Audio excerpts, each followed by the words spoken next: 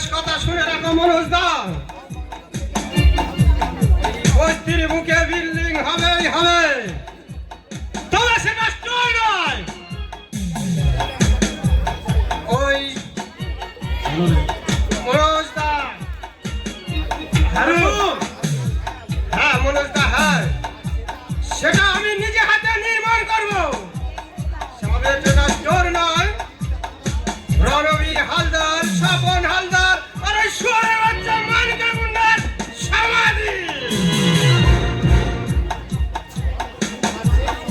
আর সেই সমাজের গায়ে রক্ত করে রাখা থাকবে ওই নেই মানে বাচ্চাদের কুকুরদের কাহিনী। মনোজ দা, ওদের শয়তানের চাবুক এই মনোজ মিত্রের হাতে ঘর থেকে তুলে নিয়েছে। চাবুক মারতে মারতে সর্বত্র রক্ত রক্তাক্ত করবো। তখন এই ভয়ঙ্কর চাবুকের আঘাত সহ্য না করতে পেরে তখন আকাশ পাতা চিৎকার করে বলবে, আমাদের বাঁচাও, আমাদের বাঁচাও। তখন আমি হাসতে হাসতে বলবো, না মনোজ দা, তোদের চুল্লু আমার কোনো দয়া নেই, মায়া নেই, আছে শুধু প্রতিহিংসার জ্বলন্ত উদ্যান।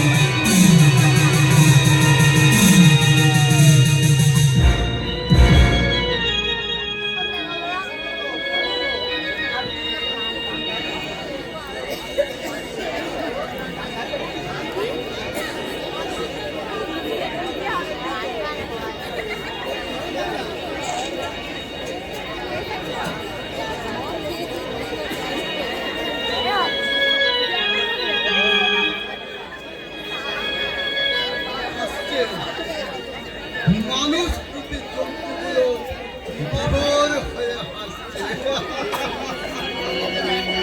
ওদের একটাই চিন্তা, টাকা নারীর যৌবন তরঙ্গের সরকারে দেওয়া।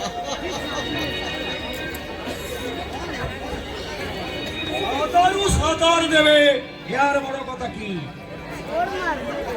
সাঁতারে দিতে দিতে আজ তুমি কোথায় পৌঁছে গেছো বাবা? সামনে স্মরণ করার অবকাশ তুমি পাও। সুব্রত, পাগল অনেক প্রকার আছে বাবা, যেমন আমি এক মদ পাগল, আর তোমার ছোট ছেলে সম্পত্তি পাগল, আর আমি নাতির ভালোবাসার পাগল। কি বললি, কি বললি? শোন, এতে আশ্চর্যের কি আছে? মনে ঋষিরাই তো বলে গেছে, অহিংসা ও নিষ্ঠা ও কর্তব্য নিষ্ঠা, এই তো সততা, এই তিনটি গুণ যার মধ্যে আছে, এই তো সত্যিকারের মানুষ বলা। আমার মনে হয় তোকে লেখাপড়া শিখিয়ে একটা বাঁদর তৈরি করেছি। বাদুরের সন্তান তো বাদুরই হয় বাবা, ছাগল হয় না। মুখের ভাষা সংযত না সুব্রত। তুমি এত নির্দয় হতে পারলে বাবা?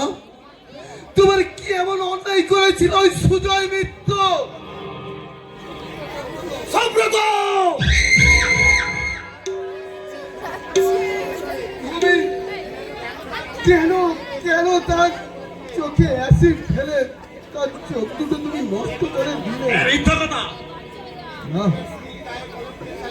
তুমি মনোজ স্ত্রীর গায়ে কলঙ্কের কালি লেপন করনি। সব জানি বাবা, আর জানি বলেই তো তোমাকে জিজ্ঞাসা করছি। বলো তো বাবা, আমার জনম জন্মের মা তোমার কি এমন অন্যায় করেছিল? কেন তাকে আমার দিক পার করতে? আমার ধৈর্যের পরীক্ষা নিস না সুব্রত। তোমার কুকর্মকে ঘৃণা করতো বলে তাই তাই তুমি আমার মায়ের গলায় ফাঁস লাগিয়ে আমার মাকে খুন করেছ।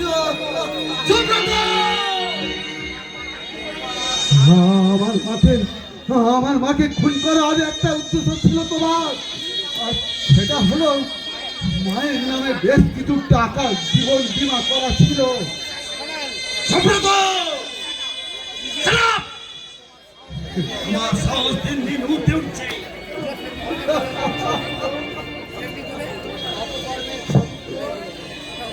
অপকর্ম ছবিগুলো কেউ যদি অপরাধী চোখের সামনে তুলে ধরে তাহলে সে ভয়ে লাফালাফি করবে। আমি অপরাধী নই, তাই তাই আমার এই গায়ে রক্ত টক টক টক টক করে ফুটছে। এই নিয়ে তোমার ছটা বিয়ে সুব্রত, তাদের গুন্ডা দিয়ে এক এক করে অকালে শেষ করে দিয়েছো।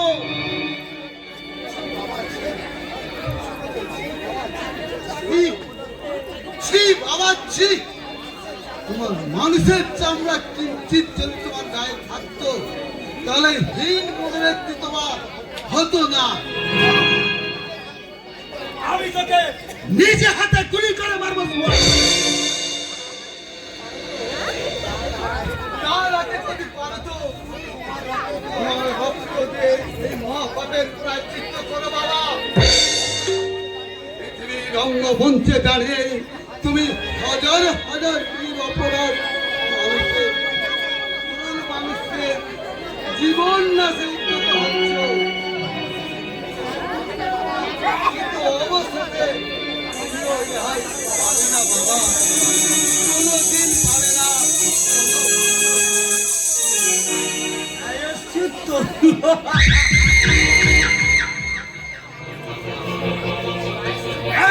আমিও করবো, তবে আমার রক্ত দিয়ে নয়, ওই জানোয়ার মনোর মিত্রের রক্ত দিই। না,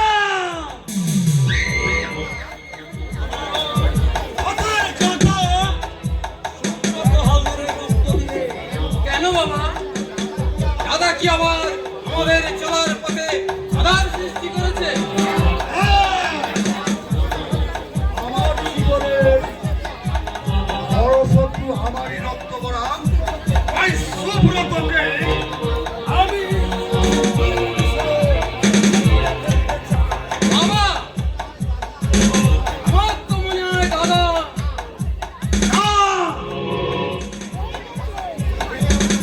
আমি ভাসিয়ে খেয়ে গেলেও যখন কোনো কাজ হয়নি তখন তখন ওই পিস্তলের গুলি ওর জন্য অপেক্ষা করছে। বাবা, ভিতর থেকে আমার পিস্তলটা নিয়ে আয়। আমি এখনই যাচ্ছি বাবা। তাই তো এই নাম সুব্রত,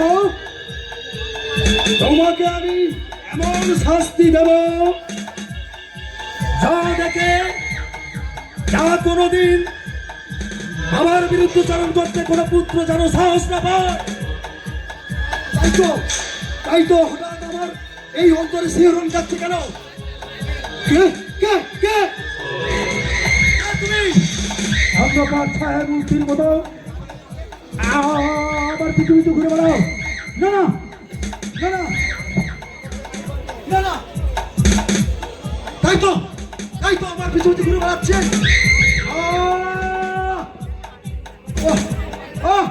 সমস্ত প্রেতত্ব যেন একসঙ্গে হাত বাড়িয়ে আমার এই কণ্ঠনালে স্তব্ধ করে দিতে চাইছে। না না না না, আমি পাচ্ছি না, আমাকে বাঁচাও, আমাকে বাঁচাও, আমাকে বাঁচাও, আমাকে বাঁচাও। আমি যে সুব্রতর মা বলছি গো, সুব্রতর মা। না না, সুব্রতর মা হতে পারে না। তুমি কেন অন্ধকার ছায়া মূর্তির মতো বারবার আমার পিছু পিছু ঘুরে বেড়াচ্ছ? আমি আর পাচ্ছি না, আমি আর পাচ্ছি না। বাবা, হ্যাঁ স্বপন, ওরে স্বপন,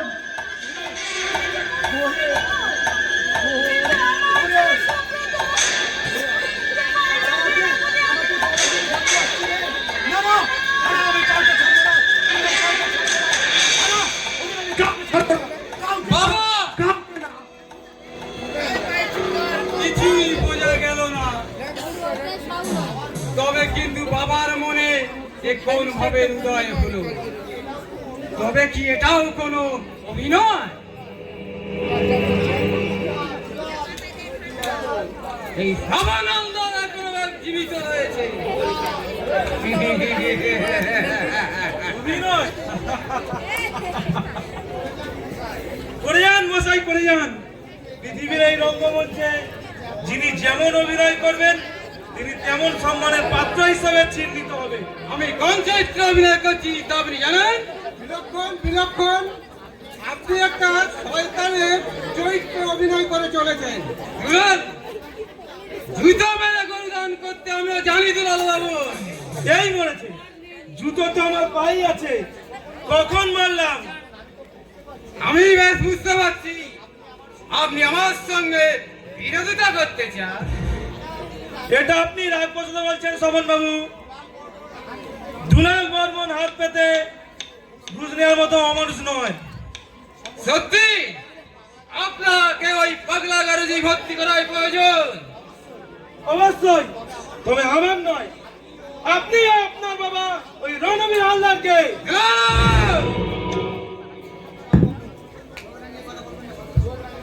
চোখ রাঙিয়ে কথা বলবেন না শোভন বাবু, কারণ আমি আপনার মাইনে করার চাকর নই।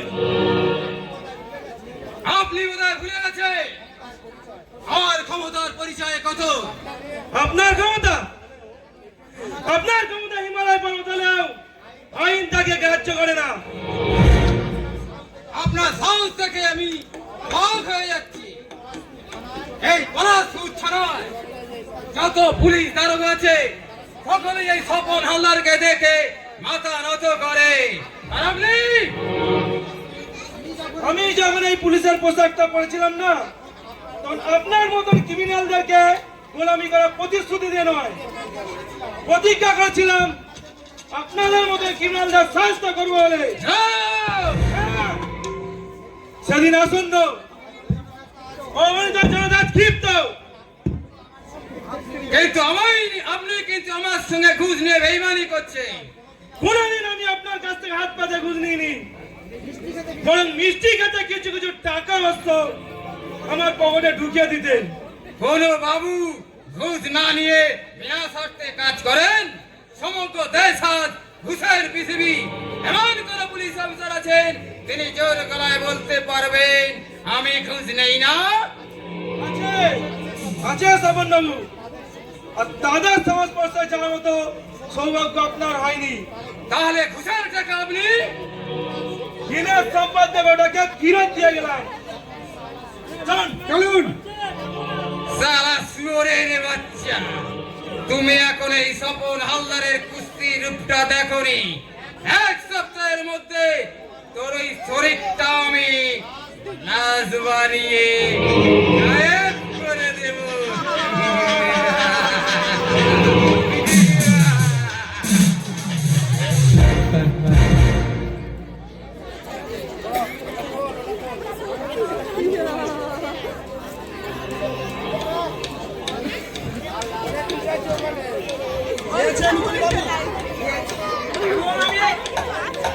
আর এক মাস পরে ভোট থেকে নোটিশ পাঠিয়ে ওদের বস্তি থেকে তাড়াবোই তাড়াবো, তবেই আমার নাম সুকেন্দু মান্না।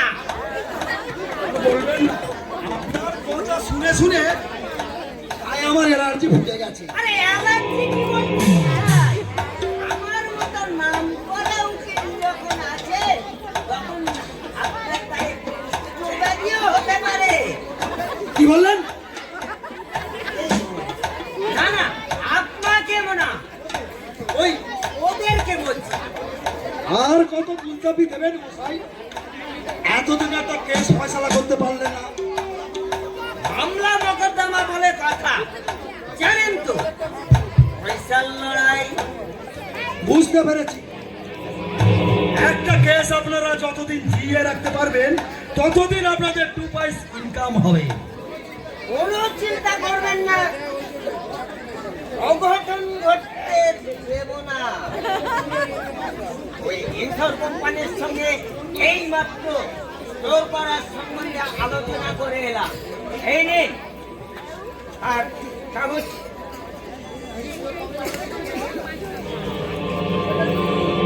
এই নিন।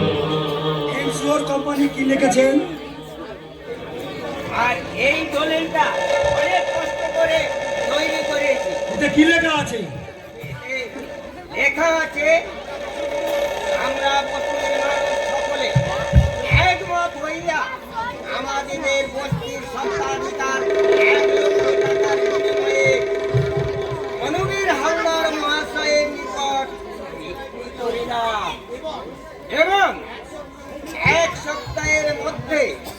আমরা বস্তি ছাড়িয়া চলিয়া যাইতে বাধ্য থাকিব। এতদিনে একটা কাজের মতো কাজ করেছে, এইবার আমিও দেখতে চাই ওই বস্তি ভেঙে স্টোর হয় কিনা। এর আগে আরো একটা কাজ করতে হবে। আমার কি কাজ?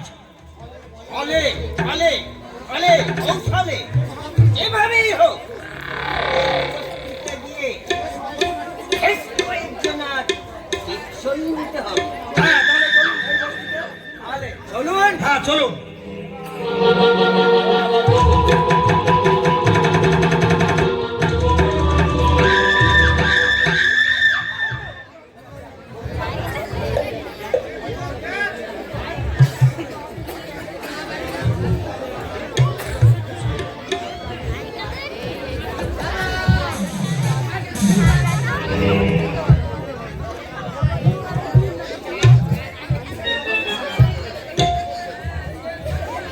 চলে এলুম, আমি হনন করে চলে এলুম, কিন্তু ভুলে গেছি কি বলবো।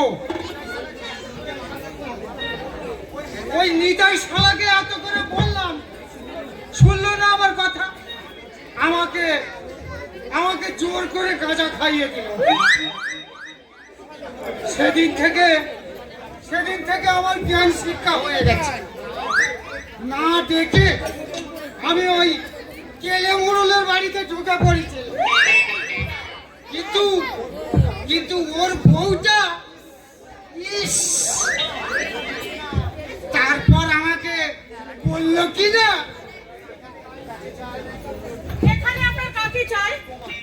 তোমাকে, কি অসভ্যের মতো কথা বলছেন? তোমরা কি আমাকে সভ্য থাকতে দিয়েছো? তার মানে মানে ওই পাতলা কাপড় আর ওই পিচ কাটা ব্লাউজ আর দাদু, দাদু নয়, বলো সাধু, টাকা মেটাও। আমি তো আপনার থেকে কোনো টাকা ধার করিনি। ওমা, তাই তো গো, তুমি তো দেখছি মেয়ে মানুষ। আপনি ভাবছিলেন পুরুষ মানুষ?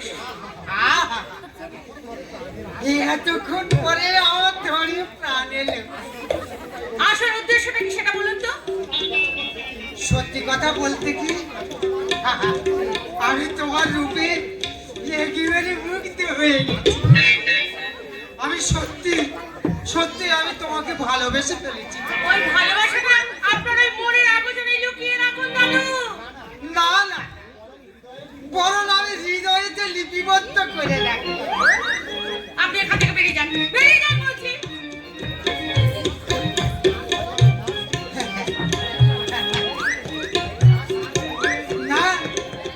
না সুন্দরী উর্বশী, তুমি আমাকে তোমার মনের রাজা মনে করে আমার কণ্ঠে পরমাল্য অর্পণ করো প্রিয়সী। কেন? আমি তো শুনেছি আপনার নাকি বাড়িতে বউ আছে। থাকলে কি হবে, সে শালি তো পাট টানবে না। ও, তাহলে একটু আপনি দাঁড়ান, আমি আপনার জন্য একটা সুন্দর ফুলের মালা নিয়ে এখনই আসছি কিন্তু দাদু, এখনই আসছি। এসো প্রিয়তম, তাড়াতাড়ি এসো। ধন্য, আজ আমি সত্যি ধন্য। বাড়িতে গিয়ে বউকে বলবো, তুই এখান থেকে বেরো শালি। তোকে দেখলে আমার গা খিনমিন করে। কিন্তু এখনো তো আমার প্রিয়তমই এলো না। এই তো দাদু, আমি এসে গেছি। তুমি এসেছো? হ্যাঁ,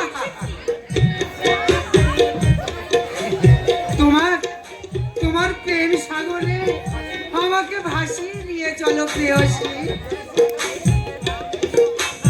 এসো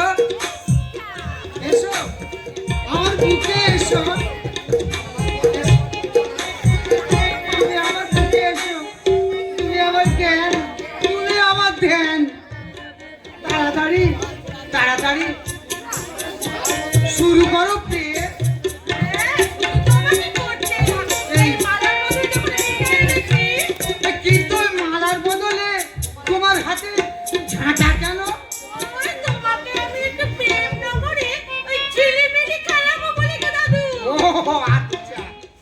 তুমি আমার জ্ঞান, তুমি আমার জ্ঞান। তাড়াতাড়ি শুরু করো প্রিয়ে, তাড়াতাড়ি শুরু করো। আহা, এই তো, আমি এক্ষুনি শুরু করছি। তবে ওরে বাবা,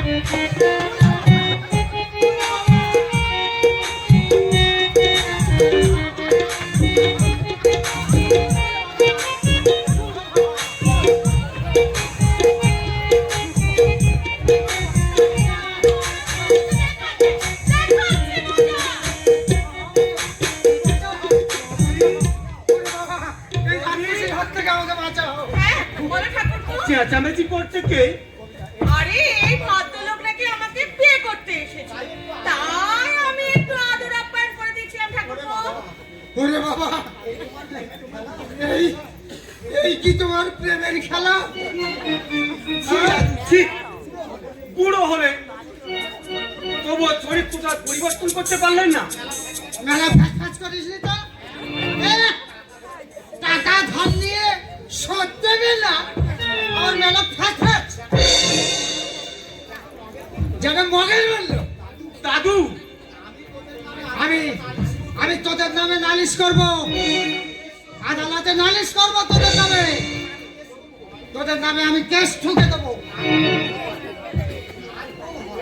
না দেবেও হয়, না দেবেও হয়, তাই একটু ইয়ে করছিল, তাই বলে আমাকে ঝাঁটা মারা। যাচ্ছি আমি থানায়, থানায় গিয়ে তোদের নামে আমি নালিশ করবো। যাক, আপদ বিজয় হলো। ঠিক বলেছো ঠাকুরপো। আচ্ছা বৌদি, হ্যাঁ বলো, বলো ঠাকুরপো। দাদা কি রাত্রে বাড়ি ফেরে না? আগে তবুও আসতো গো ঠাকুরপো, কিন্তু এখন আর। ভাগ্য তোমার সঙ্গে প্রতারণা করেছে বৌদি, তাই ভাগ্যের নিষ্ঠুর পরিহাসে আজ আমরা সুখের পৃথিবী থেকে কখনের ওই দুঃখের অন্ধকারে হারিয়ে গেছি। দুঃখ দিয়েই যাদের জীবন করা, তাদের আবার দুঃখ কিসের ভয়? তুমি বিশ্বাস করো বৌদি, আমি নিজের জন্য একটু চিন্তা করি না, কষ্ট হয় শুধু তোমার কথা ভেবে। আমাদের দুঃখের শোধ অচিরে বস্তি থেকে বাসিয়ে নিয়ে যাবে, সেদিন আসন্ন। তোরা কি পারবি না সেই সত্যে প্রতিহত করতে? ওই অপদিন ওর বস্তিবাসীকে তাদেরকে এই সারি চিৎকার করে বলতে হবে, আমি তোমাদের রক্ত দেব, তবু আমরা বস্তি থেকে কোথাও কেউ যাব না, কোথাও কেউ যাব না। হ্যাঁ বৌদি, যদি মরতেই হয় তবে আমাদের এই বস্তি মায়ের মুখে মাথা রেখে মরবো। না খেয়ে মানুষ মরে না হারু। হালদার বাবু কারখানা বন্ধ করে দিয়েও আমাদের অনাহার মারতে পারলে। হ্যাঁ তুই ঠিক বলেছিস, আমরা সকলেই যদি ভেঙে পড়ি তাহলে মৃত্যু ব্যতীত অন্য কিছু অবশিষ্ট আর থাকবে না রে হারু, থাকবে না। সত্যি আর কিছু থাকবে না। আজ পেয়েছি তোমার মৃত্যুর হাত ধরে এগিয়ে নিয়ে এসেছে শয়তান। ওনাকে তো মেরো না হারু ঠাকুরপো। এ কি তুমি বলছো বৌদি? যার বাবা আমাদের সর্বশান্ত করতে চায় আর ওই সুজয় ভাইয়ের চোখে অ্যাসিড ঢেলে চোখ দুটো নষ্ট করে দিয়েছে, যার ভাই তোমার ওই নারীত্বের চরম সর্বনাশ করেছে, আর তার বেলাকে তুমি। বৌদি ঠিক বলেছে হারু, ওই বাবার অপরাধে পুত্রের সাজা হতে পারে না। বিদ্রোহী কবি নজরুল বলেছিলেন, কোথায় স্বর্গ কোথায় নরক, কে বলে তা বহুদূর। মানুষের মাঝে স্বর্গ নরক, মানুষেই সুরাসুর। সুজয় ভাই, তিনি সেই নরকের দেবতা সুব্রত হালদার।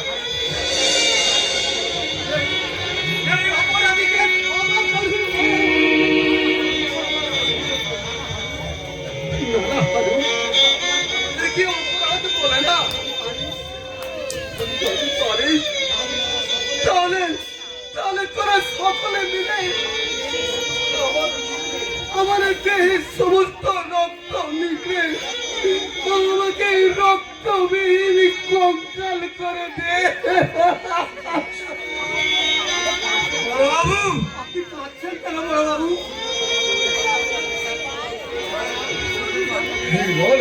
হালদারের রক্তধারা যতদিন আমার দেহের সিনায় সিনায় উপবাহিত হবে, যতদিন মানুষ আমাকে গায়ে ধুতো ছিটিয়ে বলবে বড়বাবু, ওই সেই বেঈমান রণবীর হালদারের পুত্র সুব্রত হালদার। বড়বাবু, বড়বাবু, আপনি একটু শান্ত হন বড়বাবু, শান্ত হন। শান্ত হব রে বোন। লম্পট রণবীর হালদার কামনায় উন্মত্ত হয়ে তোমার সারা গায়ে যে কলঙ্কের কালি লিপন করেছে, সেই কালি আমার চোখের জলে মুছিয়ে দিয়ে গেলাম রে বোন, মুছিয়ে দিয়ে গেলাম। বড়বাবু, সত্যি আপনি নিঃস্বার্থবাদী রামচন্দ্র। কিন্তু এখনই প্রবেশ করবে এই যুগের রাবণ। রাবণ! হ্যাঁ, আমাদের জীবন খাতায় মৃত্যু জবনিকা লিখতে ক্ষমতা ভুলেও যেন তোমরা সেই খাতায় তোমরা কেউ বই করো না। বড়বাবু, কেউ করো না। বড়বাবু, তার মানে রণবীর হালদার আসছে আমাদের কাছে জোর করে সই দিতে। তাহলে আর অপেক্ষা নয়, আমি অবিলম্ব চললাম এই মোড়লদার কাছে খবরটা জানিয়ে দিতে। ঠাকুরপো, ঠাকুরপো, চলো, এসো, এসো। ভেতরে চলো ঠাকুরপো, এবার ভেতরে চলো।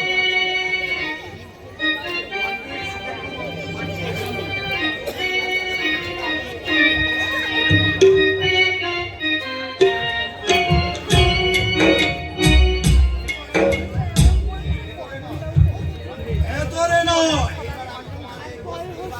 এইবার আমি তোমাদের অস্থির বাইরে বের করে দেবো। ওই, কাউকে তো দেখা যাচ্ছে না। আমাদের আগমনে হয়তো সবসময় পালিয়েছে।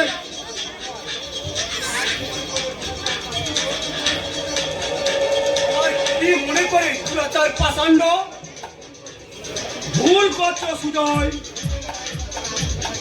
উপরের গায়ে যেমন আগুন থাকে, তখন সুগন্ধ মানুষকে মারা করে। ক্ষণিকের গন্ধ কর্পূরের মতো উবে যাবে।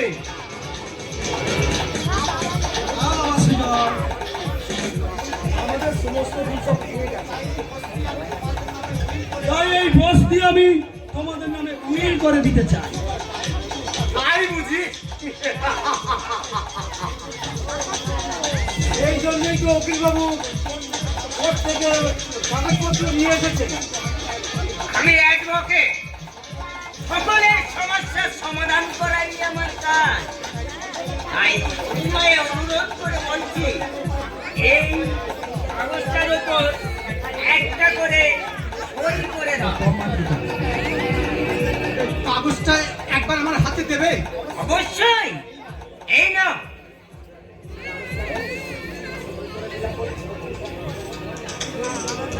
এই সই করে দিলাম। হুকুম দেন মালিক, ওই শালাকে আমি লাশ বানিয়ে দিই। আমাকে লাশ মারাবার আগে তোমরাই লাশ বনে যাবে। বললি? বলছি আর দ্বিতীয় দিনের এই বস্তিতে না দেখি, তাহলে আর প্রাণ নিয়ে ফিরে যেতে পারবেন না।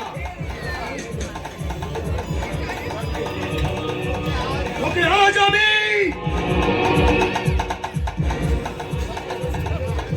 না না মানে এই মাত্র খবর পেলাম মনোজ মিত্র তার দল বল নিয়ে এলো বলে। বাঁচাও! আমি আসছি, স্যার।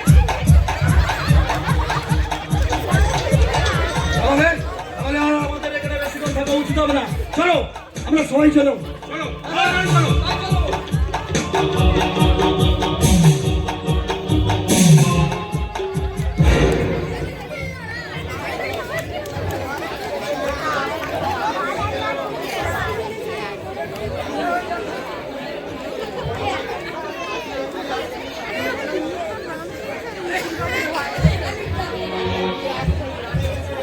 বাস্তবে প্রাণে বেঁচে গেল রণবীর হালদার। আমি বরং ওদিকটা দেখে আসি। রণবীর হালদার, তোমার বুকের ওপরে বসে হাত দিয়ে তোমার হৃৎপিণ্ডটা উপরে আমি আমার প্রতিজ্ঞা পূরণ করবই করব। বলি, এতদিন পরে তোমার এই জনম দুঃখিনী কবিতার কথা মনে পড়েছে বলো? কবিতা, তুমি আমার জীবন সঙ্গিনী। জীবনের শেষ দিন পর্যন্ত আমার হৃদয়ে লিপিবদ্ধ থাকবে শুধু কবিতা, কবিতা আর কবিতা। তুমি প্রতীক্ষা করো, তুমি আর কখনো আমাকে একা টেলিফোন ছেড়ে চলে যাবে না। বলো না গো, বলো না। যাবো না। সেদিন ওই রণবীর হালদারের রক্ত তোমার হাতে অর্পণ করে দিতে পারবো, এই তোমার প্রতিজ্ঞা করছি কবিতা।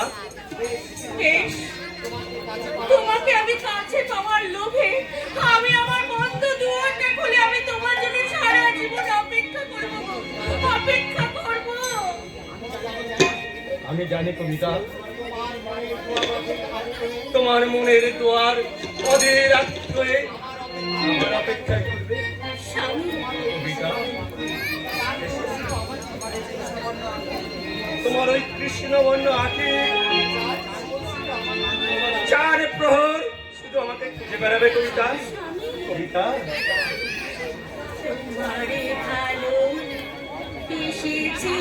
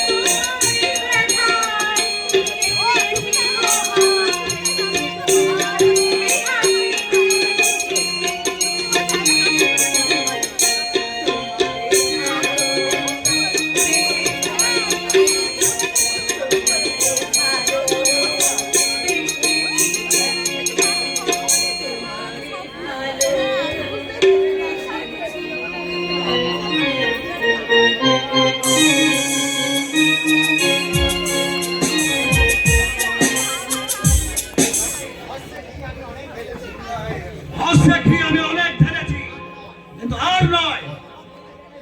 তোর মতো কুপুত্রের মুখ দেখা আমার মহাপাপ। আজ তোর মুখে বাবা ডাক শুনতে আমার লজ্জা হচ্ছে। ঠিক ঠিক, তোর কাছে ওই বস্তির মানুষগুলো বড় হলো। তুমি তো পিতা পুত্রের মাঝে সম্পর্কের বন্ধন ছিন্ন করে তুমি আমাকে বাবা পিতার সেবা থেকে বঞ্চিত করেছো। সুব্রত, এটাই আমার অপরাধ যে আমি তোমার আদর্শের মানুষ হয়নি। আমি যে আমার মায়ের আদর্শে আমি সবসময় মা আমাকে ছায়ার মতো আঁকলে রাখে। সুব্রত, আর তোমার আদর্শে গড়া কনিষ্ঠ পুত্র সফল হালদার তখন হালদারের ব্যবহার আর আমার ব্যবহার এক নয় বাবা। তুমি স্টোর করবে ভেবেছিলে এই বস্তির মানুষগুলোকে আশ্রয়চ্যুত করে। আজকাল তুই কি আমাকে ওই বস্তির মানুষের কাছে নথি স্বীকার করাতে চাস? অপরাধ করে ক্ষমা চা নয় বাবা। আমি অপরাধী নই। আপনার কথা থাক মূর্খ। আমার বিষয় অনুপাতে যে জটায়ুর মতো বাধা সৃষ্টি করবে তাকেও সেই জটায়ুর মতো মুখ থুবড়ে বাড়িতে পড়ে থাকতে হবে। এই মৃত্যু হবে আমার গৌরবের বাবা। সুব্রত, চোরানা ধরে ধর্মের কাহিনী। তুমি নিয়ত বোকা বাবা, তাই এখন ওই ঘরে শত্রু বিভীষণকে তুমি বাঁচিয়ে রেখেছো। তখন মুখের ভাষা সংযত কর। আরে সুব্রত হালদার তুই জানিস না, সুব্রত হালদার দুর্বল নয়। অনেক দুধ কলা খেয়েছো দাদা, আরে না, এইবারে তোমার ফানা আমি তুমড়ে মুখে ভেঙে দেবো।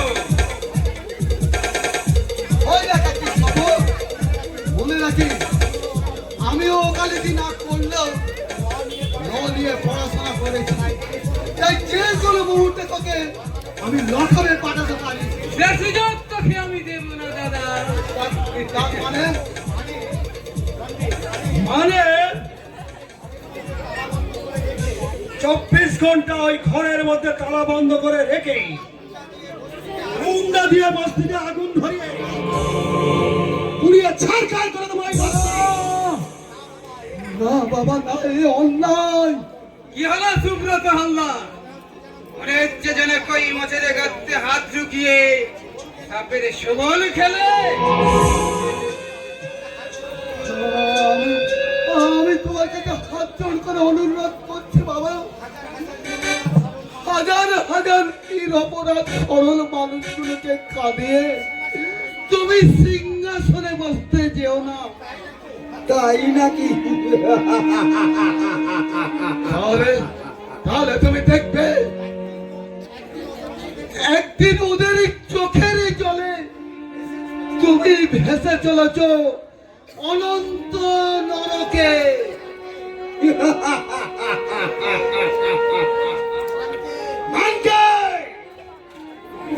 ভাড়া করা গুন্ডা দল এসে অপেক্ষা করছে মালিক। সলমানকে 24 ঘন্টায় এক এক ঘরে তালা বন্ধ করে রেখে আসবি। আপনি কোনো চিন্তা করবেন না মালিক। আর ভোর হবার সাথে সাথে ওর ওই মৃত লাশটা বাগানের মধ্যে সমাধি দিবি।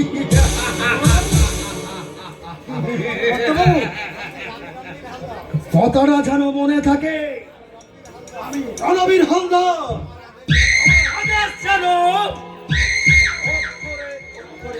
পালন করা হয়।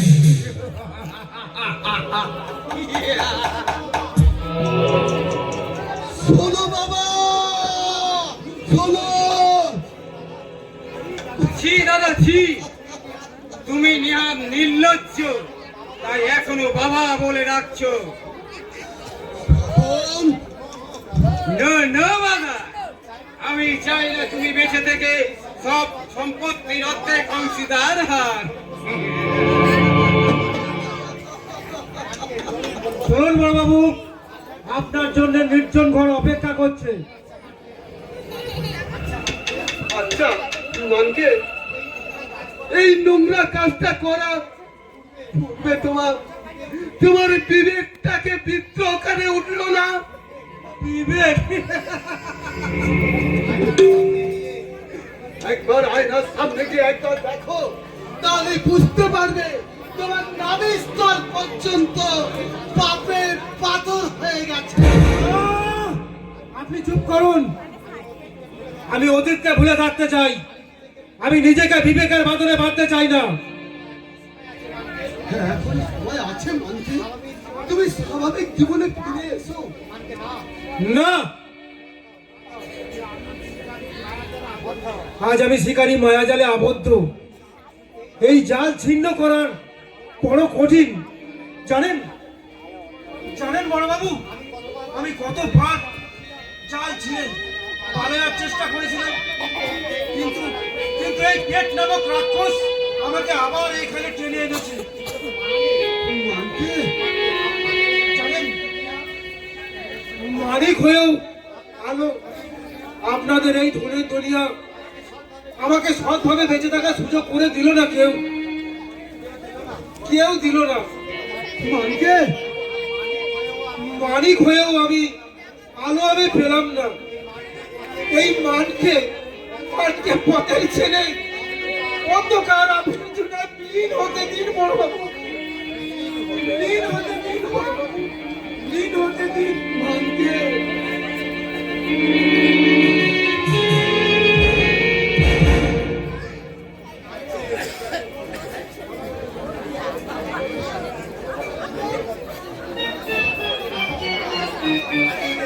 কাছে আমার মতো হতভাগা গুলো বইয়ের ঝাঁটা খেয়ে হাউ হাউ করে কাঁদছে।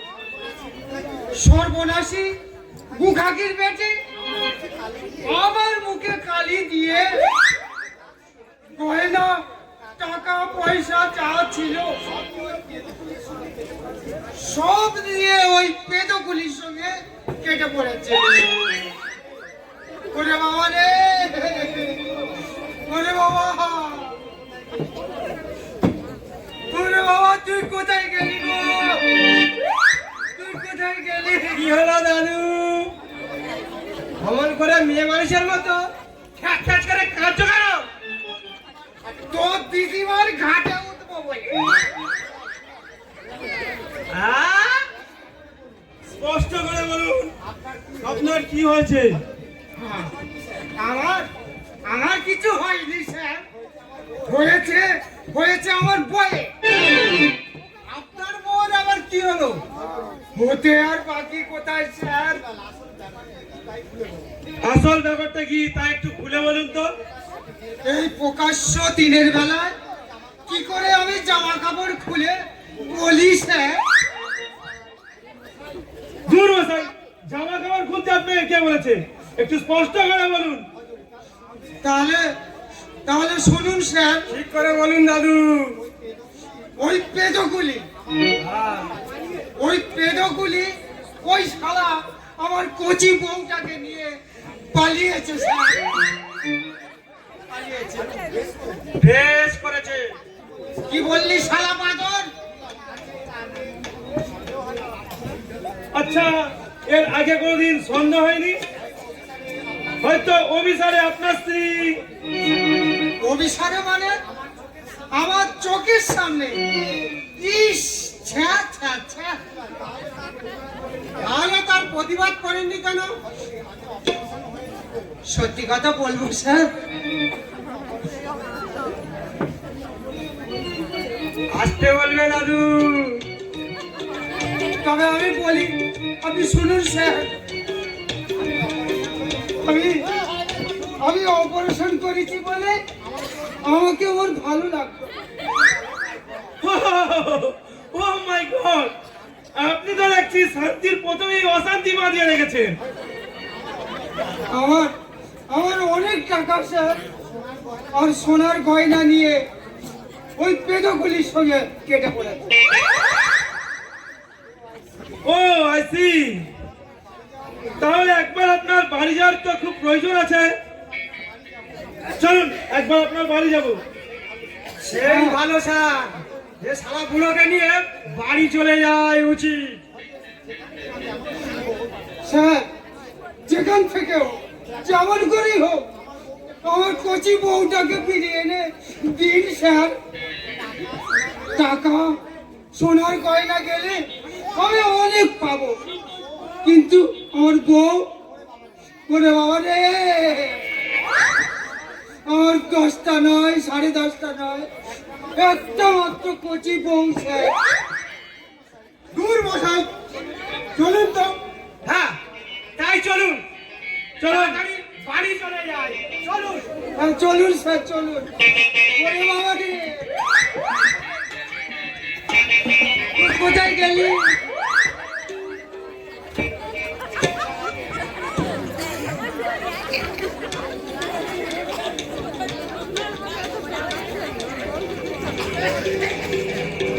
ও হুঁশিয়ার,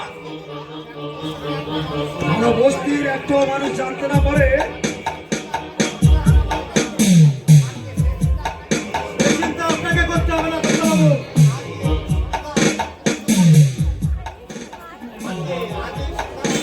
আজ এই সন্ধ্যার অন্ধকারে ওদের সমস্ত আশা আমি নিরাশায় পরিণত করব। একদিক থেকে সব আগুন ধরিয়ে দিবি। আগুন তো নিশ্চয়ই ধরাবো, কিন্তু কেউ যদি পুড়ে মরে তাতে আরো ভালো। মানকে কথাটা কিন্তু মন্দ বলেনি। পুলিশ আমাদের সন্দেহ করবে না, তা আমরা বুঝবো কেমন করে? পুলিশ পুলিশ যাতে সন্দেহ না করে তার ব্যবস্থা আমি করে রেখেছি। কিভাবে? আজ মর্নিং 8টায় আমি হসপিটালে ভর্তি আছি, আর ওই আজকে তুই ফ্যাক্টরির কাজে 3 দিন হলো বম্বে গেছি। Good point.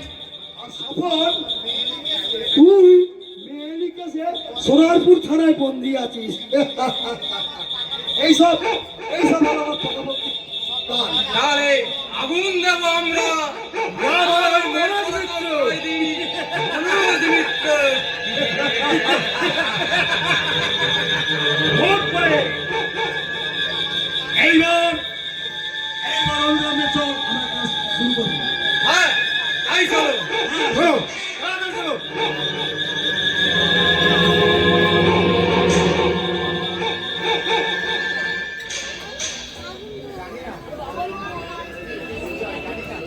জানি না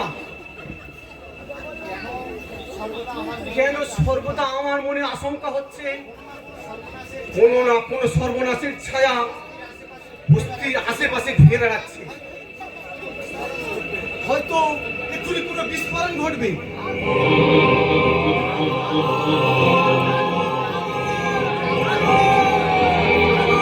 যা মনে করেছিলাম ঠিক তাই। ওরে ওরে তোরা কে কোথায় আছিস? আগুন ধরে গেছে, জল নিয়ে আয়, জল। এই কি সর্বনাশ হলো? কি আমাদের ঘরেও আগুন ধরে গেছে। তাই তো আমি এখন কোথা দিয়ে যাই? শুধু ধোঁয়া। আমি আর সহ্য করতে পারছি না। কে কোথায় আছো? আমাকে বাঁচাও, আমাকে বাঁচাও। আগুন আগুন যা সব শেষ হয়ে গেল। ওরা কে কোথায় আছে? আমার বউ আর ছেলেটাকে বাঁচা। নিষ্ঠুর হৃদয়হীন পাষাণ ভগবান, এই দৃশ্য দেখার আগে তুমি আমার মৃত্যু দিলে না কেন ঠাকুর? আমার মৃত্যু দিলে না কেন?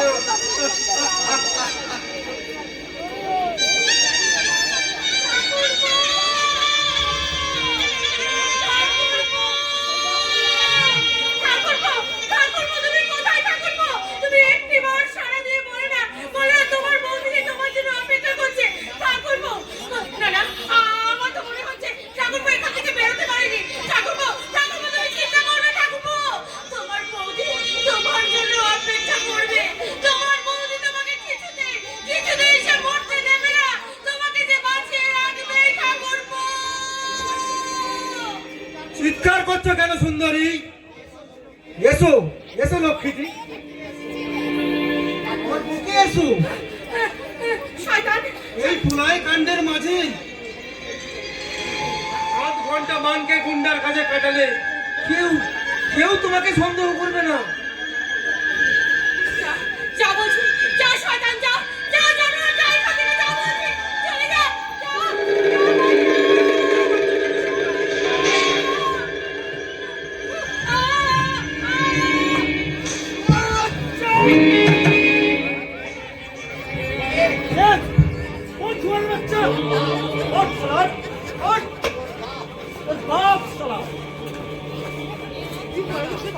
না না, তুমি বিশ্বাস করো, এই এই মেয়েটা আগুনে ঝাঁপ দিয়ে আত্মহত্যা করতে যাচ্ছিল, তাই আমি বাঁচাবো বলে। ও মিথ্যা কথা বলছে গো, মিথ্যা কথা বলছে। না না, আমি মিথ্যে কথা বলছি না মনুষ্য, আমাকে বসতে দাও। না গো না, ওই শয়তানটাকে বাঁচতে দিও না, তাহলে যে তোমার বড় পাপ হবে গো, বড় পাপ। সত্যি বলছি আমি। তুই সত্য, আমি যুধিষ্ঠির, তাই তোকে পাঠালাম একটা বন্ধু।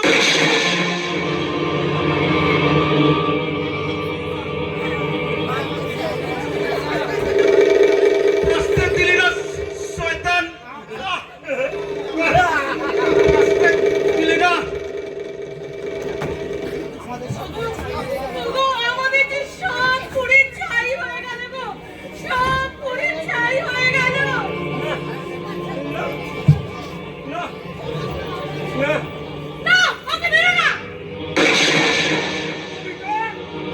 কবিতা, কবিতা,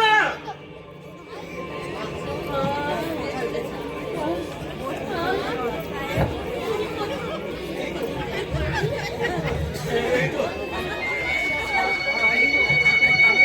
আমি তোমার কাছে আছি কবিতা, কাছে আছি। আমি তোমাকে দেখতে পাচ্ছি না কেন গো? আমি তোমাকে দেখতে পাচ্ছি না কেন? কেন দেখতে পাচ্ছি না? তোমারই কথাবার্তা তারিখে ছেড়ে চলে যেতে পারো না কবিতা। স্বামী, কোথায় জানো কবিতা? এই কথাবার্তা স্বামী দুঃখ কষ্ট ছাড়া কিছুই দিতে পারিনি কবিতা। রাখো না, ও এমন করে তুমি বলো না গো। আমি তোমার কাছে যা পেয়েছি তা যে আমি ভাষায় প্রকাশ করতে পারবো না গো। আমি যেন জন্ম জন্মান্তর তোমার তোমার মতো স্বামী পাই গো, তোমার মতো স্বামী। ওগো, ওগো, তুমি ওদেরকে ক্ষমা করে দাও গো, ক্ষমা করে দাও। আমি চলে যাচ্ছি গো, চলে যাচ্ছি। আমি তোমাকে যেতে দেবো না। ওই সত্যদের রক্ত দিয়ে আমার কলমকে কালি তুমি মুছিয়ে।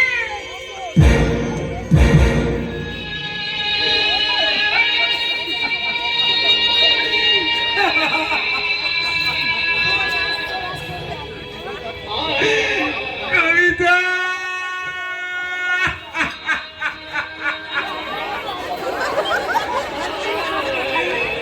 কবিতা,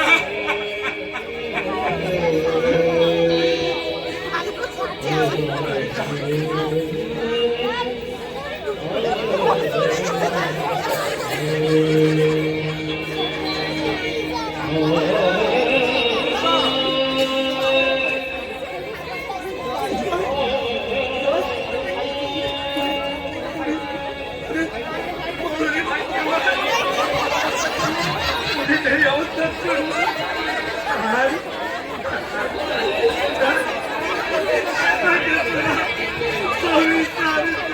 ভাই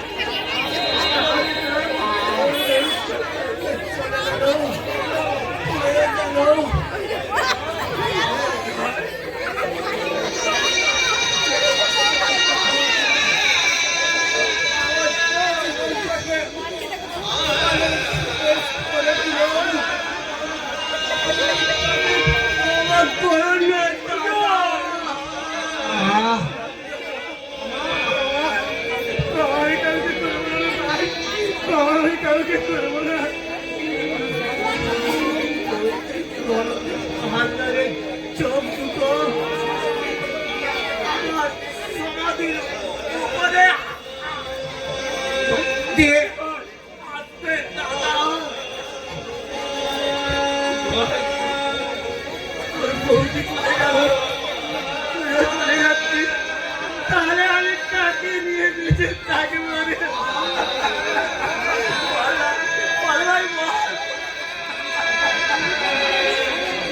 আমার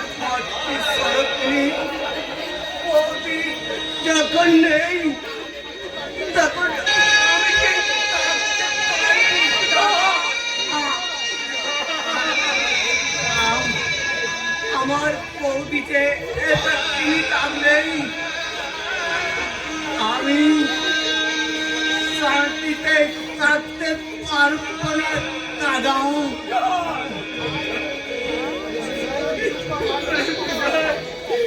চুপ করে ভাই। এবার আমি চিরদিনের মতো চুপ করে যাচ্ছি দাদা। বিদায় বিদায় দাদা।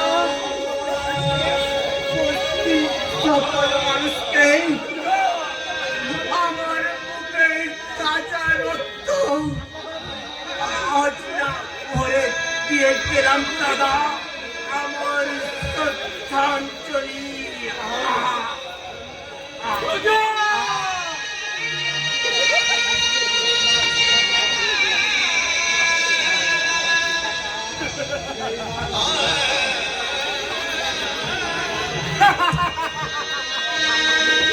চুপ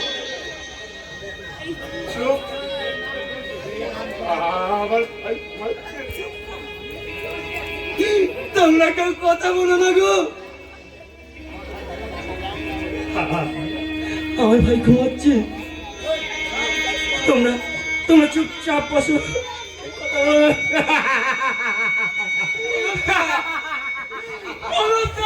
চুপ।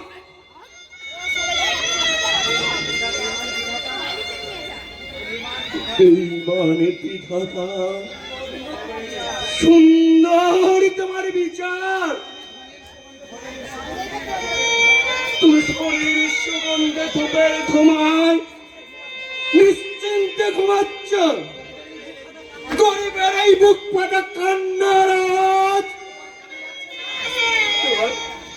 তোমার কানে যাচ্ছে না। তুমি তুমি শান্ত হও। নইলে তুমি পাগল হয়ে যাবে।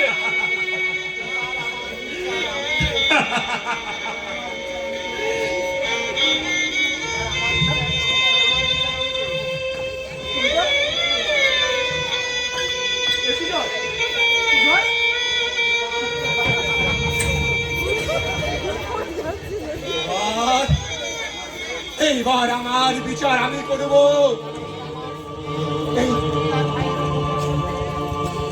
এই আমার স্ত্রীর রক্ত করে প্রতিজ্ঞা করছি, ওই শয়তানের জন্ম চূর্ণ করব। প্রতিশোধ আমি নিবই নেব।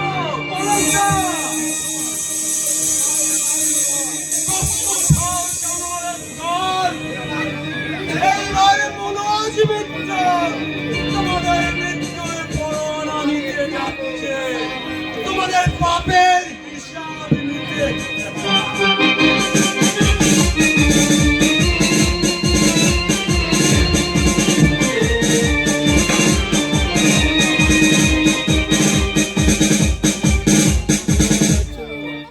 নাটক এখন বাকি আছে, আপনারা কেউ উঠবেন না।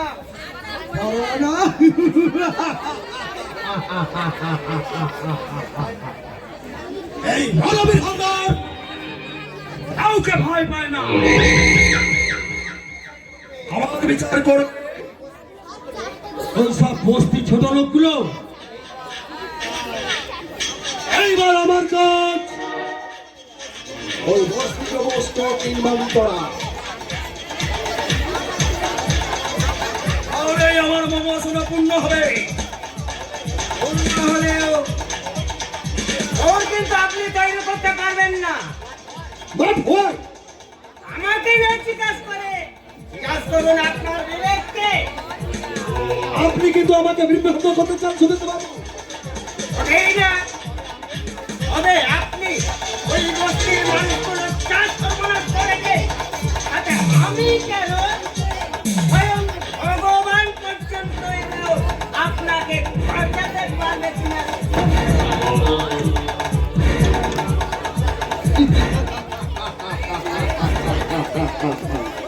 আইন আইন আমিও একটা একটু জানি সুরেন্দ্র বাবু।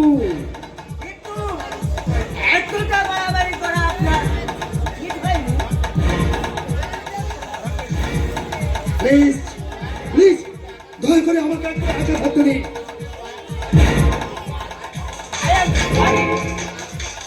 আর সকাল থাকতে হয়।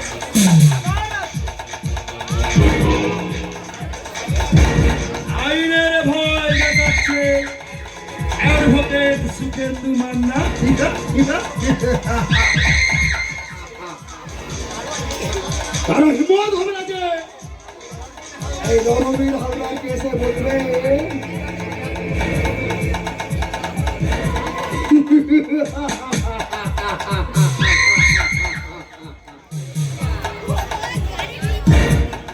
হিম্মত হবে না যে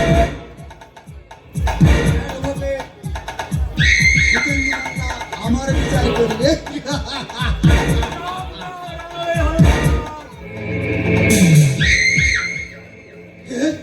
আমি তোমার মৃত্যুর পরোয়ানা মনোজ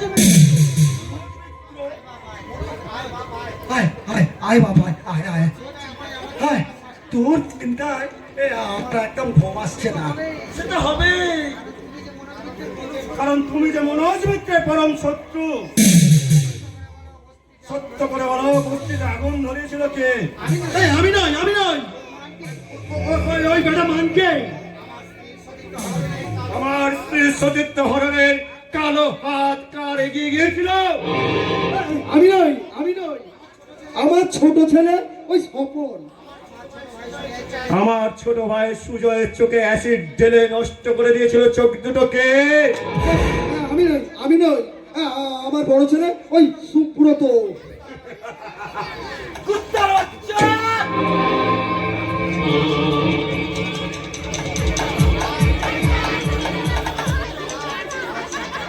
বল বল শয়তান।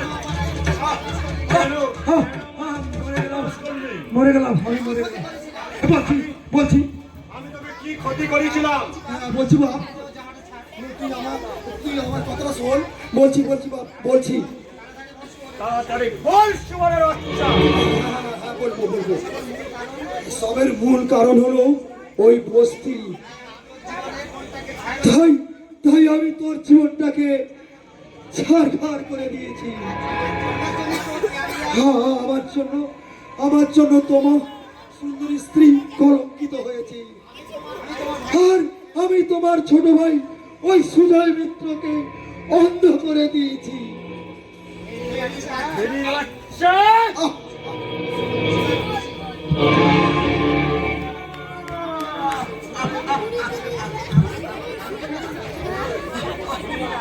আমাকে মেরো না, আমাকে বাঁচতে দাও, আমাকে মেরো না।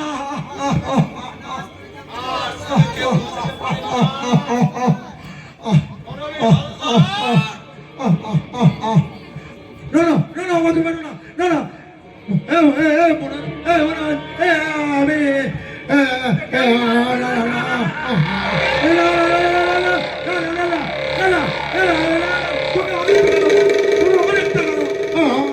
না, আমার যা কিছু আছে সব আমাকে বাঁচতে দাও। বাপ আমাকে বাঁচতে দাও, বাপ আমাকে বাঁচতে দাও, বাপ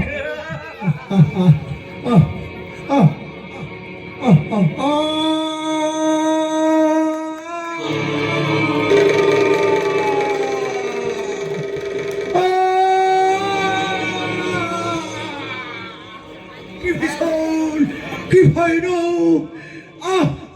আমাকে বাঁচতে দিলে না, কি যন্ত্রণা! আর আমি সহ্য করতে পারছি না, আমাকে বাঁচাও, আমাকে বাঁচাও। দয়াময়, আমার এই পাপের প্রায়শ্চিত্ত তুমি করো ঠাকুর। পরজন বিজানু আমি মানুষ হয়ে মানুষের পাপ কাজে ব্যবহার করতে পারি ঠাকুর। আমাকে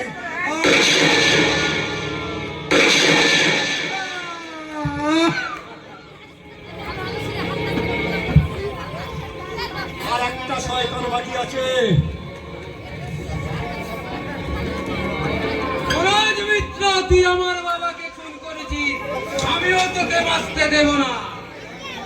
মুরজ মিত্র আজ মরিয়া, তাই একটা একটা করে ছটা গুলি তুই যদি আমার মুখে বিদ্রোহ করিস, তখন আমি তোকে ছাড়বো না লম্পট।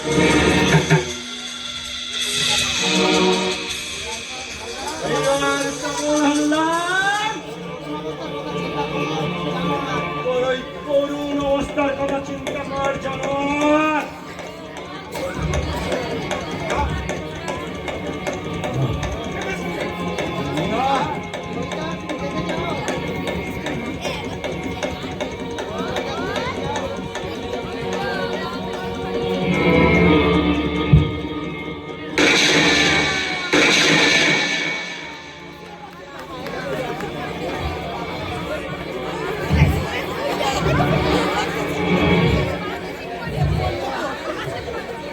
কবিতা,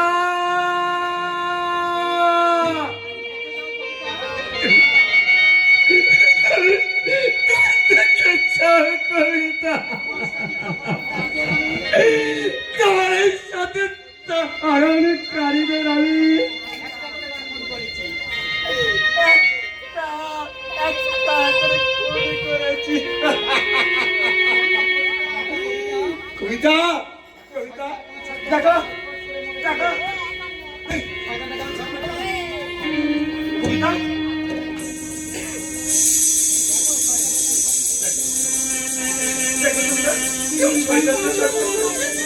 তুমি এসেছো কবিতা, দেখো দেখো, তোমার এই সতীর্থ পরোপকারীদের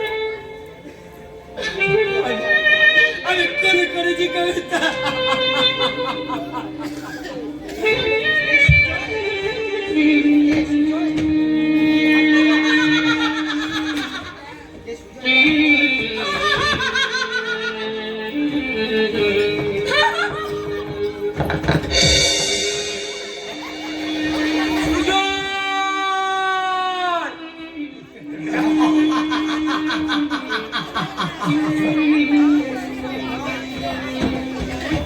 তুই হাসছিস সুজয়?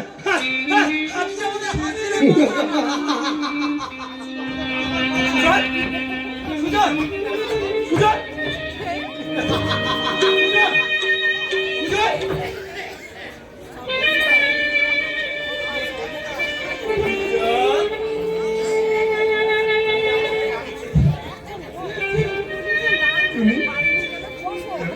কবিতা,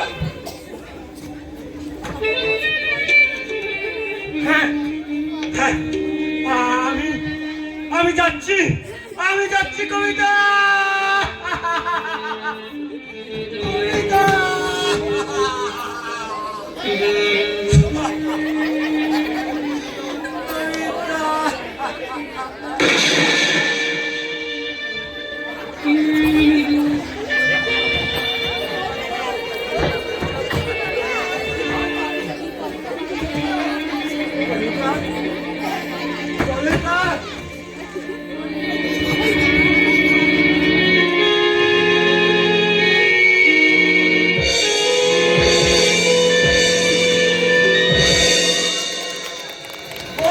লড়াই নাটকটি আজ শেষ হলো।